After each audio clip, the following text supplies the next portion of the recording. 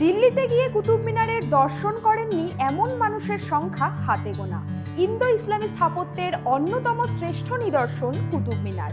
ইট দিয়ে তৈরি পৃথিবীর উচ্চতম স্তম্ভ হলো কুতুব মিনার। উচ্চতা প্রায় 73 মিটার, যার মধ্যে 379 ধাপের সিঁড়ি রয়েছে। এর ভেতরের ব্যাসার্ধ 13.32 মিটার, 2.75 মিটার ব্যাসার্ধ এর চূড়ার অংশে। কুতুবউদ্দিন আইবকের নামে নামাঙ্কিত বলে মনে করা হলেও এ নিয়ে দ্বিমত রয়েছে ইতিহাসবিদদের মধ্যে। বাগদাদের সন্ত কুতুবউদ্দিন বখতিয়ার কাকির অনুরাগী ইলতুৎমিশের স্মৃতিতে কুতুব মিনার তৈরি করেন বলে মনে করেন অনেকে। প্রার্থনার জন্যই নির্মিত হয়েছিল কুতুব মিনার। এর চারপাশে অন্য অনেক সৌধও রয়েছে। ইউনেস্কোর ঐতিহ্য তালিকায় সেটি রয়েছে। কুতুব মিনারকে ঘিরে রয়েছে অজস্র ঐতিহাসিক সৌধ, যার মধ্যে উল্লেখযোগ্য হলো লৌহ স্তম্ভ, আলাই দরওয়াজা, ইলতুৎমিশের সমাধি, আলাই স্তম্ভ, আলাউদ্দিনের মাদ্রাসা এবং সমাধি, ইমাম জামিনের সমাধিও।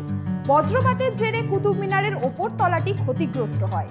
সেটি পুনর্নির্মাণ করে ফিরোজ শাহ তুগলক। তাই কুতুব মিনারের অন্য অংশের তুলনায় সেটি দৃশ্যতই আলাদা, কারণ ওপরের অংশটি সাদা মার্বেল দিয়ে তৈরি করা হয়েছিল। আগে কুতুব মিনারের চূড়া পর্যন্ত যাওয়ার অনুমতিও ছিল সাধারণ মানুষদের, কিন্তু 1981 সালের 4 ডিসেম্বর বিদ্যুৎ বিপর্যয়ের পর সেখানে অন্ধকারে পদপৃষ্ট হয়ে মৃত্যু হয় 45 জনের।